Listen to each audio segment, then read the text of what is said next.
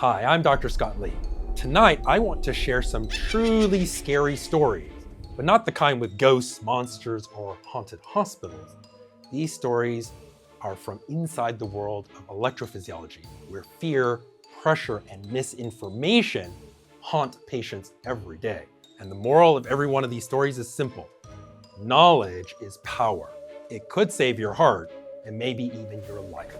Story number 1, the pancreatic cancer patient. So I saw a man with stage 4 pancreatic cancer, a kind elderly patient with only months left to live. But he was told by his previous electrophysiologist that he urgently needed an AFib ablation. There was no discussion of comfort, no compassion, no context, just pressure and fear. The doctor told him, well, you could die if we don't fix this rhythm. So the patient agreed, terrified. The ablation was rushed, poorly performed, and you know what? After the ablation, he was still in rapid AFib. And for what? His heart didn't need an ablation. He needed comfort, dignity, and time. Story number 2, the hospital hallway consult. So then there was this patient that was admitted for a simple AFib episode. They were stable, but scared, not in danger. But instead of reassurance, the electrophysiologist who was consulted walked in, spent like 5 minutes, didn't even ask what their symptoms were, and said, well, you just need an ablation, and you need it before you leave the hospital, or you could die. There was no explanation of what AFib actually means, no discussion of treatment options like rate control versus rhythm control, or that ablation is a choice, not an emergency, or that you're not going to die from AFib as long as you don't have a stroke. There was just fear. The patient almost signed up until she realized she deserved an explanation. She learned that unless atrial fibrillation causes a stroke, it's treated for symptoms, not survival, and that the goal isn't panic, it's understanding. Story number 3, the high volume ablation factory. So then there was this electrophysiologist, who I won't name, who brags about doing 6 ablations a day. Sounds very impressive, until you realize every one of those cases is the same.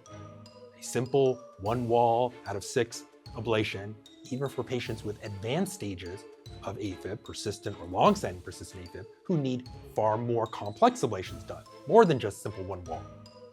These patients keep coming back for redo after redo, not because their AFib is unbeatable, but because it was never fully treated the first time or comprehensively done. For that doctor, every redo is another paycheck. They get paid every time they do it, whether they get the result or not. For the patient, it's another disappointment. See, that's not medicine. That's a business model. Story number 4, the just live with it cardiologist. So not every horror story is about doing too much. Some are about doing too little. We saw a patient with rapid worsening AFib who saw their general cardiologist. They were short of breath, tired, couldn't sleep because their heart wouldn't slow down. But their cardiologist just kept telling them, well, here's some metoprolol for rate control and a blood thinner. You'll just have to live with it. The patient asked, well, what about other treatment options like an ablation? And the doctor just shrugged and told them, well, those don't really work. There was no referral to an electrophysiologist for further discussion, no discussion of rhythm control, no mention that modern ablation success rates have doubled in the last 10 to 15 years, just resignation. See, that's not conservative care. That's complacency. That's practicing outdated medicine. And it leaves patients suffering needlessly because someone else stopped keeping up with the science. The moral of these stories is simply this. These are the real horror stories of AFib care. Not ghosts, not monsters, but patients being bullied, ignored, or misled by doctors who've forgotten that every patient deserves choices, context, and clarity. But the good news is you don't have to be a victim. You have the right to ask questions. You have the right to understand every treatment option from medication all the way to ablation. And you have the right to a doctor who listens. The cure for these scary stories isn't a potion or a spell. It's education. When you understand your condition, you can't be bullied. When you know your options, you can't be manipulated. When you find a doctor who takes the time to teach you, that's when true healing begins. And if your electrophysiologist can't take 5 minutes to help you understand, that's the scariest side of all. It means it's time to find a new doctor. If these stories made your heart race, but for the wrong reasons, please share this video with someone you love, because knowledge saves lives.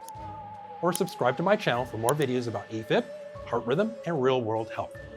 And if you want personalized help making sense of your diagnosis, go to drscottlee.com for free resources.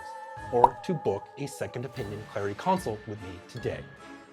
I'm Dr. Scott Lee, and this Halloween, remember, the scariest thing isn't AFib itself, it's being kept in the dark about how to treat it. For everything atrial fibrillation related, please feel free to go to my website, drscottlee.com, where you're going to find more resources and also can follow me on social media.